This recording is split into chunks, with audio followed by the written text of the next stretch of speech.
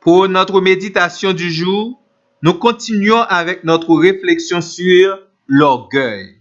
La Bible déclarait que l'orgueil, c'est la voie, le chemin qui mène vers le mal.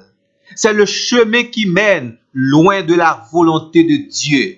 L'orgueil, c'est le contraire de la crainte de Dieu.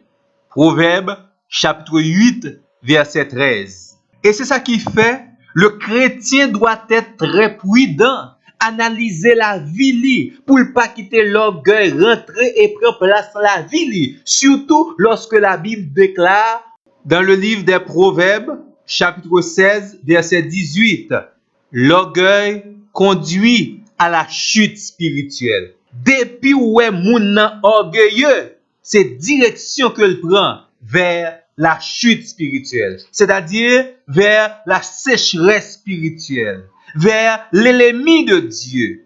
D'où attention aux racines de l'orgueil dans notre vie. L'orgueil précède la chute. Ou met à chercher la caille tout chrétien qui chutait, ou après quelques traces de l'orgueil. Ou après, bien avant la chute spirituelle, il y avait la présence de l'orgueil. Et si on était encore sans la repentance réclamée par la Bible, ça veut dire, ils sont prisonniers de l'orgueil. Prisonniers de leur orgueil. Nous voyons combien de conséquences l'orgueil gagne dans la vie de l'homme.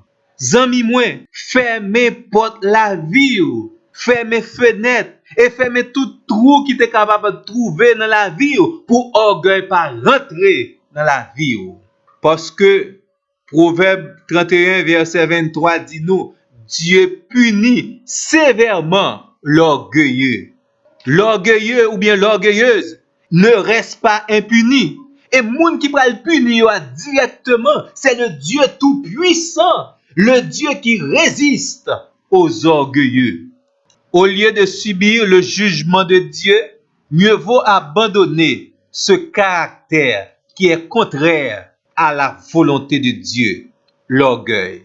L'orgueil est condamné par Dieu. Est-ce la raison pour laquelle Jésus nous exhorte en Matthieu 23, verset 12, « Quiconque est orgueilleux sera abaissé. » Parce que l'orgueilleux cherche à s'élever encore et encore, à prendre le dessus, à dominer les autres et dominer sa propre vie. Mais finalement, que fait Dieu? Dieu, il abaisse, il descend, il met par terre celui qui est orgueilleux. Mon ami, la meilleure chose qu'il faut faire aujourd'hui, c'est de chercher la délivrance face à ce poison mortel, l'orgueil. Votre seul salut est la délivrance. Il faut avoir la volonté de chercher la délivrance. Heureusement, Dieu sait délivrer de l'orgueil. Dieu est disponible pour vous délivrer de votre orgueil. L'orgueil est un poison mortel. C'est un venin qui rentre dans notre vie et qui détruit notre vie spirituelle. L'orgueil nous amène sur le chemin de la mort spirituelle. Mais heureusement, par le sacrifice de Christ à la croix, nous pouvons demander à Dieu son aide, sa délivrance. Nous pouvons demander à Dieu de nous délivrer de l'orgueil et il le fera certainement et aujourd'hui même. La seule chose qu'il faut faire, c'est premièrement comprendre la gravité et les conséquences de l'orgueil dans notre vie.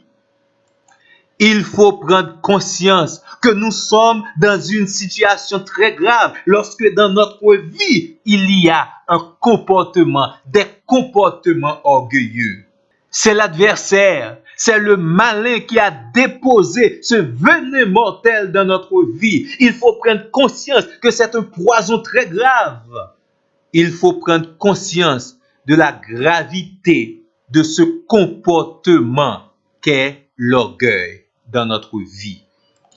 La deuxième chose, venir à Dieu pour confesser nos péchés, pour dire à Dieu, voilà dans notre vie, il y a de l'orgueil et ce péché nous empêche de bénéficier tes riches bénédictions. Et nous avons soif de tes bénédictions. Nous te demandons pardon. Nous confessons ce péché et nous te demandons de nous aider à chasser loin de notre vie, loin de nous, loin de notre ministère, loin de nos paroles, de nos pensées, de nos attitudes, l'orgueil.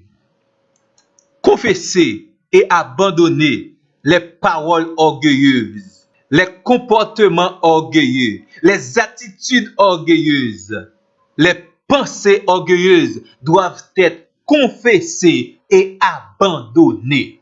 Et la troisième chose, vive maintenant dans l'humilité. Parce que dans notre cœur, il y a une seule place et cette place doit être accordée à l'orgueil ou bien à l'humilité. Et une fois que nous ayons pris la décision avec l'aide de Dieu de chasser l'orgueil de notre vie, nous devons maintenant vivre dans l'humilité. Écoutez bien, on ne dit pas de vivre dans une humilité externe, une fausse humilité. On ne vit pas dans l'humilité pour faire voir aux autres que nous sommes humbles. Il faut à l'intérieur de nous que règne avant tout l'humilité. Donc ici, l'humilité, c'est un comportement intime avec Dieu. C'est un comportement privé. Et une fois que nous ayons l'humilité en nous, une fois que l'humilité domine dans notre vie, dans nos paroles, nos pensées, nos actions, dans notre cœur, automatiquement, cela va jaillir vers l'extérieur. Automatiquement, nous serons une fois de plus envers les autres et pour Dieu agréables. Parce que fait Dieu? Il résiste aux orgueilleux, mais il fait grâce aux humbles, à ceux qui viennent auprès de Dieu pour réclamer, demander l'humilité. Dieu fait également grâce. Voulez-vous expérimenter la grâce de Dieu dans une dimension de plus en plus profonde? Voulez-vous attirer dans votre vie la grâce de Dieu? Vivre dans l'humilité, parce que Dieu fait grâce aux humbles. Dieu donne des bénédictions sans nombre aux humbles. Dieu voit à travers la justice de Jésus-Christ celui qui marche dans l'humilité. Il faut coûte que coûte abandonner l'orgueil et vivre selon la parole de Dieu et vivre dans les grâces de Dieu et vivre dans l'humilité. Rappelez-vous toujours, Dieu résiste aux orgueilleux, mais largement, il fait grâce aux humbles. Dieu chérit l'humilité dans la vie de ses enfants, de ses bien-aimés.